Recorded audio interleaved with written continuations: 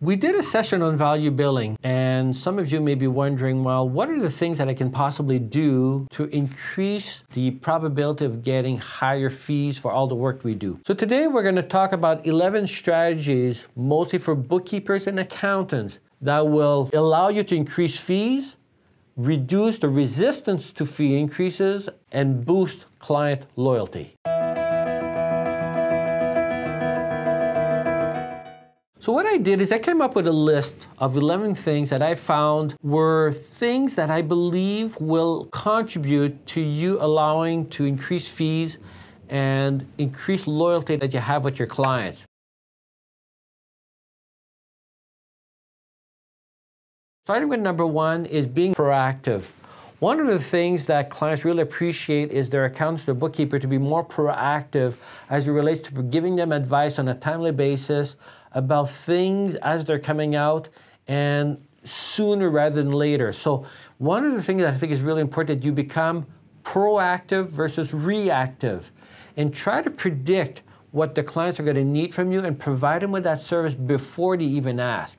So if you can work on being proactive rather than reactive, that'll make a major difference as to reducing fee resistance and really increasing your client loyalty.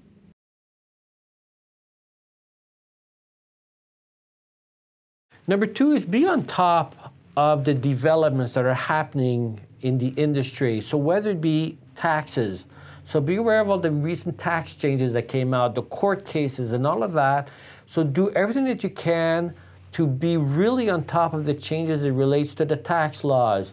And the same applies for the accounting rules because they change as well as on a regular basis. So make sure you're always on top of what GAAP is and so on and so forth. But the other thing that you need to also be on top of are changes as it relates to technology, to the hardware, computer equipment that comes out, things, tools that people can use, but more importantly, the software that's available. The world is making leaps and bounds in software that becomes available as tools. So be really on top of those things and make an effort to learn all of those technology changes that are happening and be on top of it.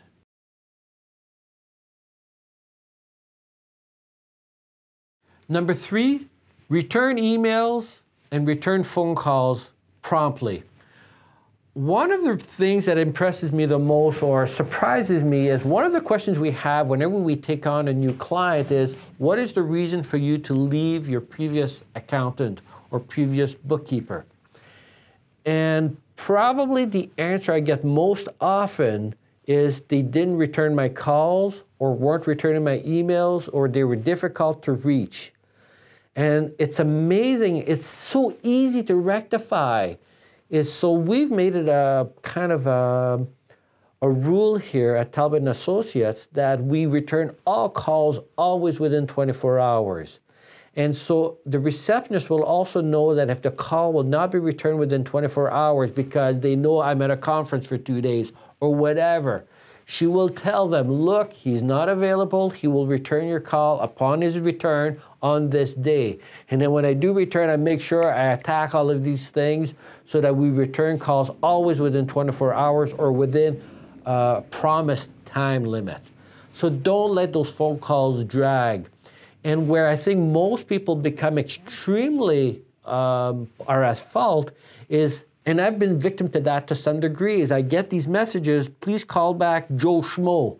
And I'm thinking, oh, I know what Joe Schmo wants, and I dread returning that call because either I'm late on providing him with answers or whatever. So my go-to will be to avoid it and still not call him back. Well, you're just making things worse. So one of the things I recommend is you overcome this fear, return all your calls regardless how difficult you know the call is going to be, and do it as quick as you can. And if you know you don't have the answer, I call them back and says, look, I don't have the answer yet, but I promise I will have it to you by Wednesday. But at least return the call. Even if you don't know the answer, return the call and let them know when you will have that answer. So what is a reasonable amount of time? Well, like I said, in our office here, I've always believed that 24 hours to return a call is okay, but better yet, before the end of day. So if a person calls me in the morning, I always try to make sure I return the call before the end of the day. And if a person calls at the end of the day, I will make every effort to still call them back before I leave, and if not, first thing the next morning. So it's well within the 24 hours.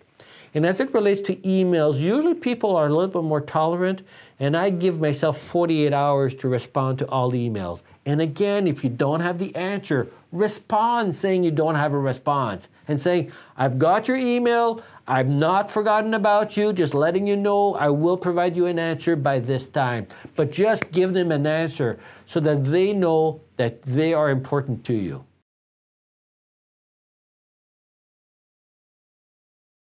Number 4, get to know your clients. Spend a little bit of time in getting to know their business. And something that I've done time and time again, and it really helps create loyalty and reduce fee resistance, is to actually go to their place of business. So I've got tons of farm clients, and especially when I was first in practice, one of the things that I always made a point of doing is to visit their farm operation. So whenever I picked up a new farmer, I would ask them, well, where is your operation? Where do you live and all that? And I would try to make it a point to, on the way home or while I'm in the area or whatever, to go visit their farm operation. And farmers and most businesses are proud of their establishment. So they would have me see their combines, their tractors, and all the equipment. And it was always fascinating to see the pride that they had in their equipment. And as you're making that visit in their farm operation or in their business, regardless of what their business is, you're going to feel that relationship just build, and they're kind of going to fall in love with you for you taking the time to do that. So that's the best way that I can think of to really create a good, strong relationship, and ask them a ton of questions as you're visiting their operation or as you're meeting with them. What are the things that are fun? What are the things you hate about your job? What are your challenges? How do you deal with this? And especially if you know a little bit about the industry, don't be afraid of taking the experience and the things you've learned from other similar businesses. So if you're dealing with a trucker, well, make them aware that you're aware of the problem that truckers usually have. So do you have a problem with this? And I know a lot of truckers are struggling with that. And I know I've heard people who are really struggling with this. Is that a problem with your operation? Show them that you know something about their operation and ask them questions about how they are coping with that and how they're dealing with that. And if you find that they're dealing well, compliment them on that. Wow, I'm impressed because this is something a lot of people have trouble with. So get to know their operation, get to know them, and also go beyond what we think we are responsible for about taking care of them as people and their businesses.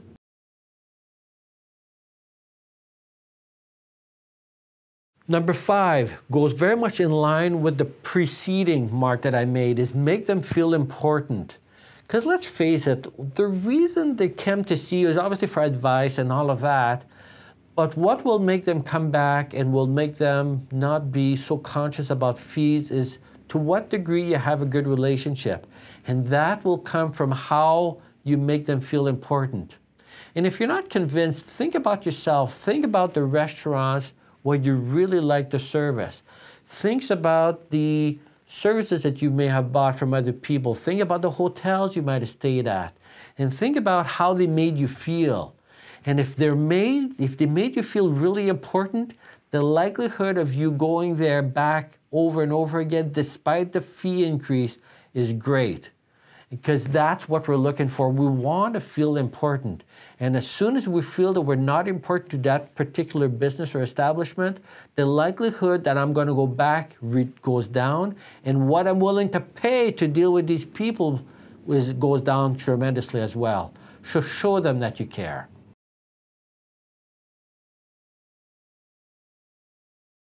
Number 6, never surprise them with a bill. So always talk about the fees before you do the work. So that is so easy to do. Talk about the bill before the services are provided. And that will really help ensure a good relationship with your clients. Never drop a bomb. So if you found you had value already in the first 6 points that I've covered, before I go to the next 5, if you could like and subscribe, I would really appreciate it.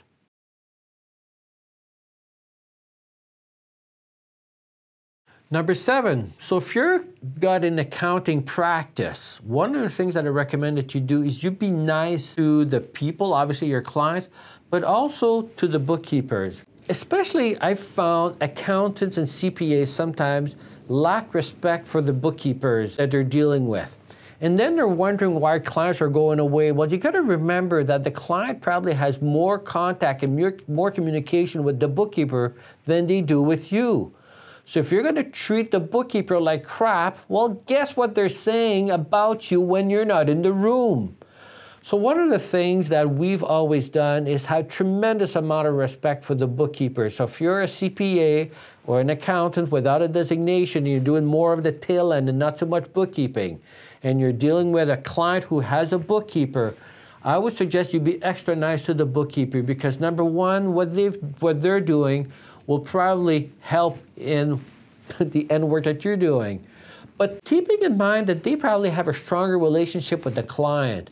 And so you got to treat these people with respect and probably give them the respect they deserve for what they're doing. So I always cringe whenever I hear CPAs or other accountants kind of have a certain amount of lack of respect for bookkeepers, and it always bothered me. And maybe it has to do with the fact that I started off as a bookkeeper myself, and I remember feeling that feeling of arrogance from people who did the year-end work towards me being a bookkeeper, and it is not a good feeling. And it goes without saying that whenever the client asked me about the account they were dealing with, I didn't have kind words with reason. So you got to remember that the bookkeeper probably has more of the client's ear than you think. So give them the respect and the kindness that they deserve. And on that note, the same applies to the staff. Not often do we deal with the staff of the client that's paying our bill, but often do, because you might be looking for certain information. So again, if you're dealing with the staff, treat them with the utmost respect and kindness.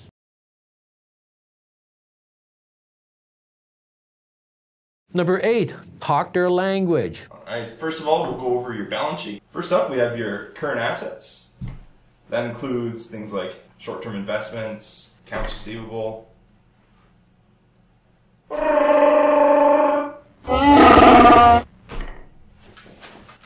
I find that too many bookkeepers and accountants love to show how smart they are and use words that will kind of put the client ill at ease or give you that deer in the headlight kind of look. Well, if you're getting that deer in the headlights kind of look, it's probably because you're not speaking their language. And it's amazing how often I've had clients come in, I would go over the financial statements and they would go, you know, this is the first time I've ever had anybody explain to me something in a language I understood. And I would always kind of go, are you kidding me? You've been in business for 25 years and you never understood any of what I've explained to you? And he says, no, all my previous accountants, they always talk in a language I never understood. Now, I usually made a joke, well, one of the reasons I can talk your language because I'm not too bright myself. But it's a matter of making them feel at ease to ask the questions that in their eyes are stupid questions. So be careful in the tone that you take when you're answering all of those questions. Show them that it's a smart question and answer the question in a manner and using a language they understand, and make sure that they get it. So be very aware of the inside jargon on the outside world. Use the words that they use, not the words you tend to use internally. So when I hear people talk about, well, we've claimed this much capital cost allowance. What the hell is capital cost allowance? Explain to them, well, capital cost allowance is another word for depreciation, where we claim a portion of the capital assets a little bit every year. Oh, that they understand. So be careful in saying things like CCA and things like that, that they have no idea what the hell you're talking about and may never bother to ask what the heck you're saying and why you're saying that.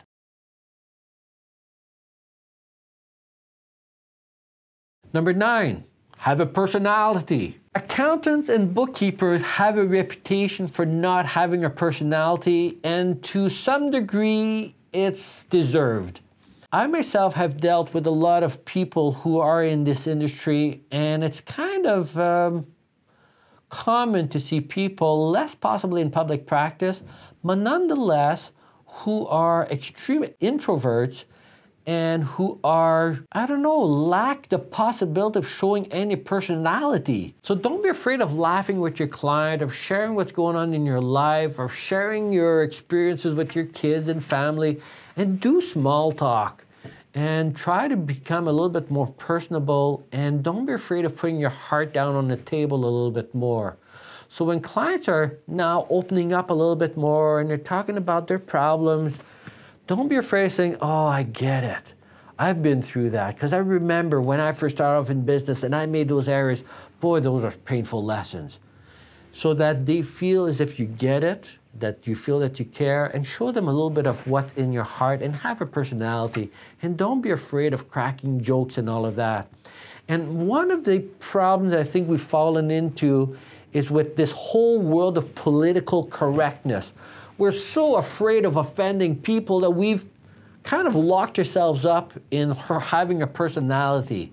And I'm not saying that you should be politically incorrect, but don't refrain yourself from becoming who you are for the fear of offending people for political correctness. Show your heart, show who you are, and you will probably connect with your audience a heck of a lot better. And the other thing that I think was, I wouldn't say key to my success, but contributed to my success, was my ability to change the way I talked to different clients and able to match the way they spoke. So I've got a lot in fact, of clients who are more crude, very brass, and so on.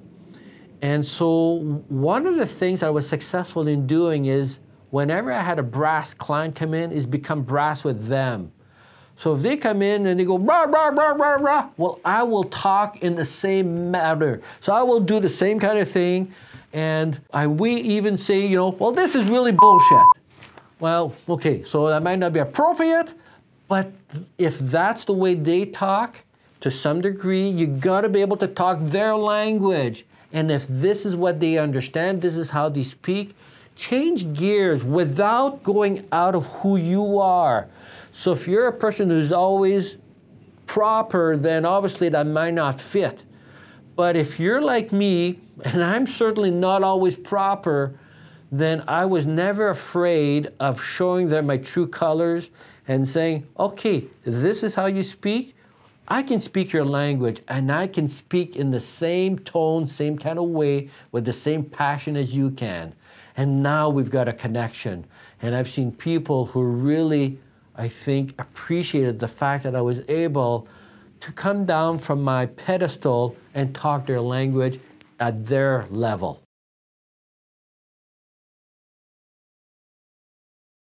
Number 10 is fairly obvious.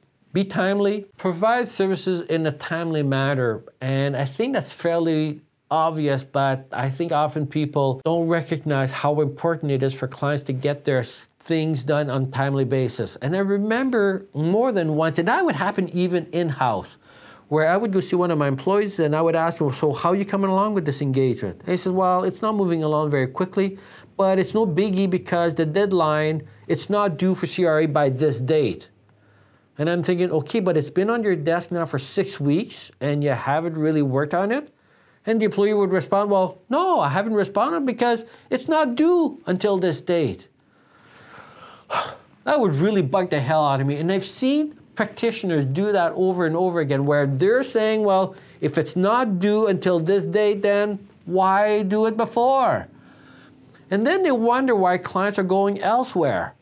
Well, do it on a timely basis. So when the client comes in, even if it's not due till June 30th, and if they're bringing in their stuff, say, in April, well, try to get it done by the middle of May, even if it's not due till the end of June. Why have things done at the last minute and give it to them on the due date? Try to get it done long before the due date, so promise less. So if they're coming in, say, in the middle of June, I would say, we are going to have it to you by the end of July, despite the fact that it's not due till August 31st. And then the next thing I would do is work like a dog to get it to them well before July 31st. In other words, aim for July 15th. Now imagine how impressed they would be if they came in and saying, ooh, that's pretty good. It's due August 31st, but I got it promised for July 31st, but they got it in their hands by July 15th. Now, do you not think that most of your clients would be impressed if you not only promised it would be done before the deadline, but you delivered before the promised date? Of course they would. And that is so easy to do, so why doesn't everybody always do it? Trust me, those kind of things will score very well on your internal report card. And finally, number 11, I alluded to this several times, is to show them that you care.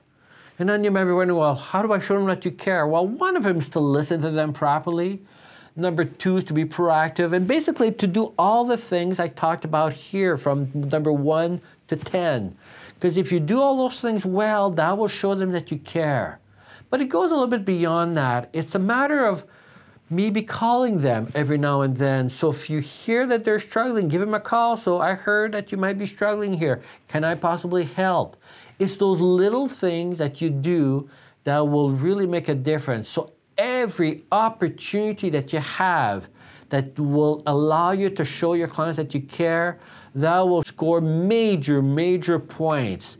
And those major points is what will first create tremendous loyalty. In other words, ensure that the client will be around and be yours for the next 15, 20 years, but also reduce the resistance in increasing fees.